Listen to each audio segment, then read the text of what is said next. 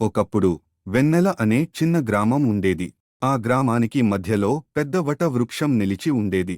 ఆ చెట్టు చుట్టూ ఊరి పెద్దలు, పిల్లలు, ప్రతి ఒక్కరూ కలిసే చోటు అది. అక్కడ రామయ్య అనే మంచి రైతు ఉండేవాడు. తన చిన్న పొలంలో కష్టపడి వ్యవసాయం చేసేవాడు. నిజాయితీ, జ్ఞానం వల్ల ఊరంతా ఆయనకి గౌరవం ఉండేది. ఏదైనా సమస్య వచ్చినప్పుడు రామయ్య వటవృక్షం కింద ఊరంతా కూర్చోబెట్టి శాంతిగా పరిష్కారం చెప్పేవాడు.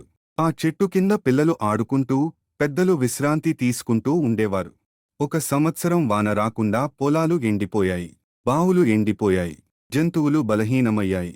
ఊరివారు మనస్తాపంతో ఊరు విడిచిపోవాలని నిర్ణయించుకున్నారు. అప్పుడు రామయ్య వట వృక్షం కింద అందరినీ కూర్చోబెట్టి అన్నాడు, మన చెట్టు 100 ఏళ్లు ఎన్ని కష్టాలు చూసింది. అది లాగానే మనం కూడా కలిసి ఉండాలి.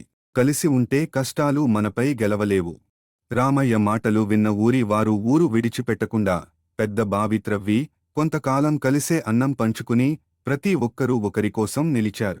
కొన్ని నెలలు గడిచాక ఆకాశం మేఘాలతో నిండి భారీ వర్షం పడింది. బావులు నిండాయి. పొలాలు మళ్లీ పచ్చగా మారాయి. ఊరు మళ్లీ జీవం పొందింది. రామయ్యకు వయసు మళ్లీ. ఆయన చనిపోయినప్పుడు ఊరివారు వటవృక్షం పక్కన ఒక చిన్న మొక్క నాటారు. రామయ్యలా వారి పిల్లలకు కూడా ఐక్యత బోధించారు. ఇప్పటికీ వెన్నెల గ్రామంలో వటవృక్షం నిలిచే ఉంది. ఆ చెట్టు ప్రతి తరం పిల్లలకు ఐక్యత, ప్రేమ, సహాయం అనే విలువలు చెబుతూ ఉంటుంది.